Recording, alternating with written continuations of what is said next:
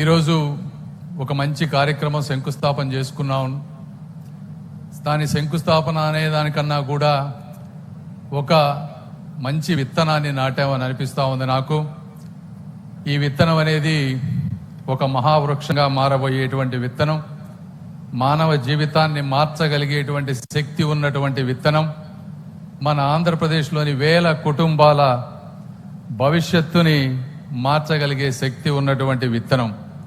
ఈ అమరావతి నేల సాక్షిగా ఒక నైపుణ్య రాజధానిగా, ఆరోగ్య రాజధానిగా, వైద్య సేవలను ప్రపంచ స్థాయికి వాటికి దిశ చూపే విధంగా నాంది పలికే ఈ కార్యక్రమానికి అంకురార్పణ చేసినటువంటి కిమ్స్ యాజమాన్యానికి గుంటూరు ప్రాంత ప్రజల తరపున మనస్ఫూర్తిగా ధన్యవాదాలు తెలుపుతా ఉన్నాను మరొక్కసారి.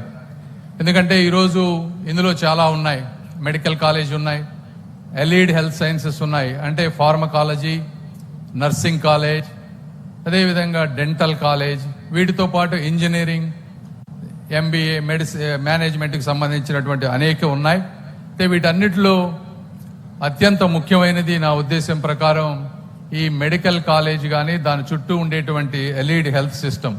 ఎందుకంటే వైద్యుడు ఒకరోజు ఏదో ఒక వ్యక్తిని డయాగ్నోస్ చేసిన వెంటనే సరిపోదు, సర్జరీ చేయాలన్నా కూడా, వాళ్ళకి కంప్లీట్ రికవరీ కావాలన్నా కూడా అనేక మంది అటువంటి ఫిజికల్ థెరపిస్టులు కానీ నర్సెస్ కానీ అవసరం ఉంది. అంటే ఇంటిగ్రేటెడ్ కేర్ ఎక్కడైతే ఉంటుందో ఆ ప్రాంతంలో కానీ ఆ హాస్పిటల్స్లో కానీ అవుట్కమ్స్ బాగుంటాయి, ప్రజలకు మంచి జరుగుతూ ఉంటుంది. అదేవిధంగా ఇంటిగ్రేటెడ్ కేర్ ఉండటం వల్ల మీరు ఒకసారి చరిత్రలోకి వెళ్ళి చూస్తే అమెరికా లాంటి ప్రాంతంలో మయో క్లినిక్ లాంటి ప్లేసులు తీసుకున్నారంటే, మిన్నెసోటాలోని ఒక మారుమూల గ్రామం, చిన్న ప్రాంతంలో మొదలైనటువంటి ఒక మయో క్లినిక్ ఈరోజు అమెరికాలో దాదాపుగా $17 బిలియన్ రెవెన్యూ, అంటే అమెరికాకి, ఆ రాష్ట్రానికి దాదాపుగా $7 బిలియన్ రెవెన్యూని ఆ ఒక్క రాష్ట్రంలో అది ఎక్కడుందో దాన్ని క్రియేట్ చేస్తూ ఉంది. అంటే $17 బిలియన్ రెవెన్యూ అంటే దాదాపు మనం 1,50,000 కోట్ల గురించి మాట్లాడుతూ ఉన్నాం. 70,000 మందికి ఉపాధి కలిగిస్తూ ఉంది. అదేవిధంగా 130 దేశాల నుంచి ఆ ప్రాంతానికి వెళ్లి వైద్య సేవలు అందుకుంటా ఉన్నారు. అంటే ఇది ఒక రకమైనటువంటి ఇంటిగ్రేటెడ్ హెల్త్ సిస్టమ్. అక్కడికి వెళ్తే నాకు సర్జరీతో పాటు అన్ని జరుగుతాయనేటువంటి ఉద్దేశం. అదేవిధంగా క్లీవ్లాండ్ క్లినిక్ తీసుకోండి. క్లీవ్లాండ్ క్లినిక్ సిన్సినాటి అక్కడ తీసుకున్నా కూడా కార్డియాక్ సర్జరీస్ కి ఫేమస్ అయ్యి అక్కడికి ఎక్కడి నుంచో విదేశాల నుంచి, దుబాయ్ నుంచి డబ్బున్న వాళ్ళు సైతం అక్కడికి వెళ్ళి ఆపరేషన్స్ చేయించుకొని రికవరీ అయ్యి ఆ ప్రాంతం నుంచి వెళ్లేటువంటి పరిస్థితి. అంటే ఇలాంటి మహా సంస్థలు తయారవ్వాలంటే అవి ఒక్క రోజుతో పుట్టేటువంటివి కాదు.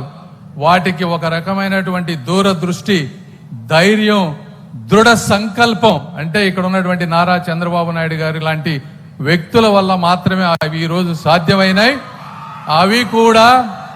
అవి కూడా 5 సంవత్సరాల్లోనూ 3 సంవత్సరాల్లోనూ సాధ్యం కాలేదు, సంవత్సరాలు పట్టినాయి. అయితే కాకపోతే అది 50 సంవత్సరాల క్రితం ఆ రోజు ఆ మహానుభావులు వేసినటువంటి విత్తనం ఈ రోజు అవి మహావృక్షాలుగా మారి ఆ దేశాలని, రాష్ట్రాలను కాపాడేటువంటి పరిస్థితి తీసుకొచ్చాయి.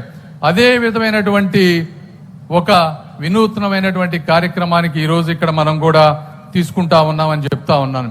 ఎందుకంటే మీరు ఇప్పుడు చూస్తే వరల్డ్ లో హెల్త్ టూరిజం, మెడికల్ టూరిజం తీసుకుంటే ప్రపంచ వ్యాప్తంగా $40 to 80 బిలియన్, కనీసం మిడిల్లో తీసుకుని $50 బిలియన్ తీసుకున్నా కూడా, అంటే 4.5 లక్షల కోట్ల రూపాయలు హెల్త్ టూరిజం ద్వారా అనేక దేశాలకు వెళ్తా ఉన్నాయి. ముఖ్యంగా వీటిలో ఇండియా ఉంది, థాయిలాండ్ ఉంది, సింగపూర్ ఉంది, మలేషియా ఉన్నాయి, ఇవన్నీ ఉన్నాయి అమెరికాతో పాటు. అయితే ఈ రోజున భారతదేశానికి సుమారుగా 5 లక్షల నుంచి 6 లక్షల మంది టూరిస్టులు వస్తా ఉన్నారు హెల్త్ టూరిజం గురించి. ఈ రోజున మన దేశంలో దాదాపుగా $9 బిలియన్, అంటే ఒక 80,000 కోట్ల రూపాయలు ఈరోజు వస్తా ఉంది. అయితే మనకి ఇంకా దీన్ని ఒక 10 రెట్లు పెంచుకునేటువంటి అవకాశం ఉంది. అయితే అలాంటి వ్యక్తులు ఇక్కడికి రావాలంటే ఒక మంచి ఇంటర్నేషనల్ ఎయిర్పోర్ట్ ఉండాలి. ఇలాంటి ఎండ్ టు ఎండ్ ఇంటిగ్రేట్ చేసేటువంటి, అంటే సర్జరీ చేయించుకొని ఫిజికల్ థెరపీతో చూసుకొని, అదేవిధంగా చుట్టుపక్కల ప్రాంతంలో ఆహ్లాదకరమైన వాతావరణం ఉంటే ఆ ప్రాంతంలోనికి రావడానికి ఎక్కువ అవకాశం ఉంటుంది, హెల్త్ టూరిజం పెరుగుతూ ఉంటుంది. మరి ఈ రోజున ఆ విధమైనటువంటి ఒక దూర దృష్టితో ఈరోజు అమరావతి నగర నిర్మాణం జరుగుతూ ఉందని మీ అందరికి నేను తెలియజేసుకుంటా ఉన్నాను.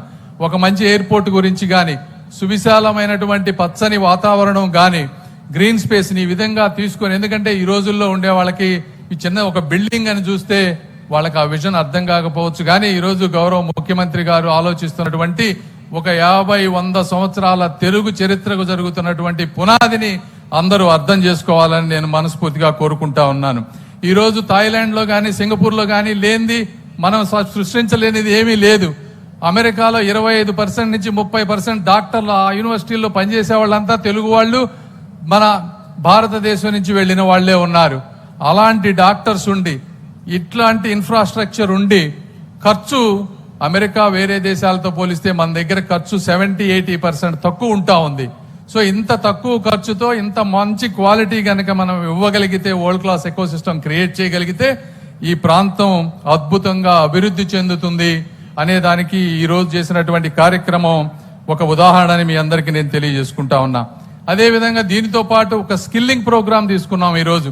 ఈ స్కిల్లింగ్ ప్రోగ్రామ్ ఈరోజు భారతదేశంలో 20-30కి తీసుకుంటే, యావరేజ్ ఏజ్ తీసుకుంటే 29 సంవత్సరాలు. అంటే భారతదేశం అత్యంత యంగెస్ట్ ఉంది. అయితే ఇది ఈ జనాభా మనకి ఆస్తి అవుతుందా, భారం అవుతుందా అనే దాన్ని డిఫరెన్షియేట్ చేయగలిగేది ఒక స్కిల్ మాత్రమే. అందులో భాగమే ఈరోజు స్కిల్ యూనివర్సిటీని కూడా తీసుకున్నారు అని చెప్తా ఉన్నాం. అంటే దాదాపు ఇందాక వారు చెప్పినట్టు సతీష్ రెడ్డి గారు, ప్రపంచ లెక్కల ప్రకారం ప్రతి 1000 మందికి ఒక డాక్టర్ ఉంటే అది కరెక్ట్ రేషియోలో ఉన్నట్టుగా ఉంటుంది. అదేవిధంగా ఈ ఎల్ఈడ్ హెల్త్ సైన్సెస్ తీసుకుంటే, అంటే నేను ఏదైతే నర్సెస్, ఫార్మసిస్టులు, వీళ్ళందరూ ఫిజికల్ థెరపిస్టులు చెప్తా ఉన్నానో, వీళ్ళ రేషియో ఈ రోజున 10,000 మందికి 7 మాత్రమే ఈ రోజున భారతదేశంలో ఉన్నారు. ఆ రేషియో సరిపోయినంత లేదు. ఈ రేషియోలో ఈ విధంగా ఈ జాబుల్లో గనక మనం స్కిల్లింగ్ చేయగలిగితే వచ్చే 5-10 సంవత్సరాల్లో 30 నుంచి 40 లక్షల మందికి ఉద్యోగాలు క్రియేట్ చేయగలుగుతాం. ఎందుకంటే ముందు ఏఐ ద్వారా సాఫ్ట్వేర్ లో ఎక్కువ ఉద్యోగాలు రాకపోవచ్చు, కొన్ని ఉద్యోగాలు పోవచ్చు. అయితే మన దేశ జనాభాకి సర్వీస్ చేసుకునేటువంటి ఏదైతే హెల్త్ కేర్ ఉందో, ఇందులో 30-40 లక్షల ఉద్యోగాలు క్రియేట్ చేయగలిగితే డెఫినెట్ గా కూడా మన యువతకి ఈ విధమైనటువంటి నైపుణ్యం ఇస్తే వాళ్ళు ఉద్యోగాలు వెతుక్కోకుండా ప్రపంచమే వాళ్ళని వెతుక్కుంటూ వచ్చే అవకాశం ఉంటుంది అని చెప్పి మీ అందరికి నేను తెలియజేస్తా ఉన్నా. అదేవిధంగా ఈ రోజు పెట్టేటువంటి మెడికల్ కాలేజెస్ తీసుకుంటే, ఈ రోజున విట్టు, ఎస్ఆర్ఎం యూనివర్సిటీ తీసుకుంటే రాష్ట్ర దేశంలో ఎక్కడి నుంచో వచ్చి ఈ ప్రాంతంలో ఫీజులు కడతా ఉన్నారు. ఇదే విధంగా మెడికల్ కాలేజెస్ ఫీజు గాని, హెల్త్ టూరిజం ద్వారా వచ్చే డబ్బులు గాని, స్కిల్డ్ వర్క్ ఫోర్స్ ద్వారా వచ్చేటువంటి డబ్బు గాని, అదేవిధంగా ఈ చుట్టుపక్కల ఒక హెల్త్ యూనివర్సిటీలో ఇందాక వారు చెప్పినట్టు రీసెర్చ్ ఇన్నోవేషన్ కనుక కరెక్ట్ గా చేయగలిగితే, ఎందుకంటే ఈ రోజు బోస్టన్ ఉందంటే అక్కడ హార్వర్డ్ యూనివర్సిటీ ఉంది కాబట్టి బోస్టన్ ఉంది, జాన్స్ హాప్కిన్స్ యూనివర్సిటీ ఉంది కాబట్టి బాల్టిమోర్ కి ఈ రోజునటువంటి పేరు వచ్చింది, స్టాన్ఫోర్డ్ యూనివర్సిటీకి వచ్చినటువంటి పేరు స్టాన్ఫోర్డ్ వల్ల కాలిఫోర్నియాకి వచ్చింది. ఇవన్నీ ఎందుకు వచ్చాయంటే అక్కడ కేవలం ఓన్లీ పేషెంట్లు చూసే మెకానిజం కాదు, రీసెర్చ్ ద్వారా వచ్చినటువంటి ఆదాయం కొన్ని వేల కోట్లు ఉంది. ఆ రీసెర్చ్ బేసిస్ చేసుకొని చుట్టుపక్కల ఫార్మాస్యూటికల్ కంపెనీలు కానీ, ఎక్విప్మెంట్ మ్యానుఫ్యాక్చరింగ్ కంపెనీలు కానీ, ఇటువంటి ఒక ఎకో సిస్టమ్ బిల్డ్ అయ్యేటువంటి ఒక 50 కిలోమీటర్ల రేడియస్ లో డైరెక్ట్ ఇండైరెక్ట్ జాబ్స్ ఒక ఎకో సిస్టమ్ బిల్డ్ అయ్యేటువంటి అవకాశం ఉంటుంది అని మీ అందరికి నేను తెలియజేసుకుంటా ఉన్నాను. ఈ విధంగా ఇప్పుడు ఈ రోజు ఇంకొకటి, ఇదంతే మనం రాజకీయ వ్యవస్థలో ఉన్నాం. రాజకీయ వ్యవస్థలో ఉన్నప్పుడు ప్రతి మంచి కార్యక్రమాన్ని కూడా ఏదో విధంగా నెగిటివ్ గా తీసుకెళ్లేటువంటి వ్యవస్థ ఉంది ఈ రోజున. ఇందులో ఒకటి అనుకోవచ్చు, ఈ విధంగా ఇన్ని వందల వేల కోట్లు, దాదాపు 1000 కోట్ల రూపాయల పైన ఖర్చు పెడతా ఉన్నారు. ఇది కేవలం డబ్బున్న వాళ్ళకైనా, పేదవాళ్ళకి ఇందులో అవకాశం ఉంటుందా అనేది ఒకటే గుర్తుపెట్టుకోవాలి. డబ్బులు ఎక్సలెన్స్, వరల్డ్ క్లాస్ ట్రీట్మెంట్ అనేది ఎప్పుడు కూడా ఉచితంగా ఎవ్వరికీ రాదు. దీనికి సమాధానం క్యాపిటలిజంని అంతం చేయటం కాదు, క్యాపిటలిస్టుల్ని ప్రోత్సహిస్తూ ఇన్ఫ్రాస్ట్రక్చర్ బిల్డ్ చేసుకుంటూ ఒక కాన్షియస్ క్యాపిటలిజం ని బిల్డ్ చేయాల్సినటువంటి అవసరం ఉంది. కాన్షియస్ క్యాపిటలిజం అంటే డబ్బున్న వాళ్ళకే కాకుండా డబ్బు లేని వాళ్ళని ఏ విధంగా మనం ఇందులో ఇన్వాల్వ్ చేయాలి, స్కాలర్షిప్లు ఏ విధంగా ఇవ్వాలి, కమ్యూనిటీ హెల్త్ ప్రోగ్రామ్స్ ని ఏ విధంగా చేసుకోవాలి, రూరల్ పీపుల్ కి ఏ విధంగా మనం రీచ్ అవ్వాలి, పబ్లిక్ కి ఉపయోగపడేటువంటి రీసెర్చ్ ని కంట్రిబ్యూట్ చేస్తూ దేశ రాష్ట్ర ప్రతిష్టని ముందుకు తీసుకువెళ్తూ ఒక హార్వర్డ్, ఒక స్టాన్ఫోర్డ్ లాగా ప్రపంచం ఈ రోజు నేను ఇక్కడ ఏ విధంగా అయితే వాటిని ఉదాహరిస్తా ఉన్నానో అదే విధంగా చరిత్రలో ఇంకో ప్రాంతం వాళ్ళు ఈ ప్రాంతంలో ఉన్నటువంటి ఈ యూనివర్సిటీ గురించి ఉదహరించే విధంగా చేసినప్పుడు ఈ క్యాపిటలిజానికి కూడా ఒక అర్థం ఉంటుంది అని చెప్పి మీ అందరికీ నేను తెలియజేసుకుంటా ఉన్నాను. అదేవిధంగా ఈ ప్రాంతంలో కొంతమంది అనుకోవచ్చు, భయపడవచ్చు, ఎందుకంటే ఈ ప్రాంతం ఇంకా ఎక్కువ మంది లేరు కాబట్టి ఇక్కడ ఇంతంత పెద్దవి కడితే ఎవరు వస్తారని. అయితే గుర్తుపెట్టుకోవాల్సింది కూడా మనం ఎప్పుడు కూడా క్యాపిటల్ గాని ఒక ప్రాంతం గాని బిల్డ్ అయిన తర్వాత ఎప్పుడు ఉండవు. అది బిల్డ్ చేసే వాళ్లే నిజమైన మార్గదర్శకులు. వీళ్ళు బిల్డింగ్ చేసిన తర్వాత వాళ్ళంతటా వారే జనాలు ఈ విధంగా వస్తారు.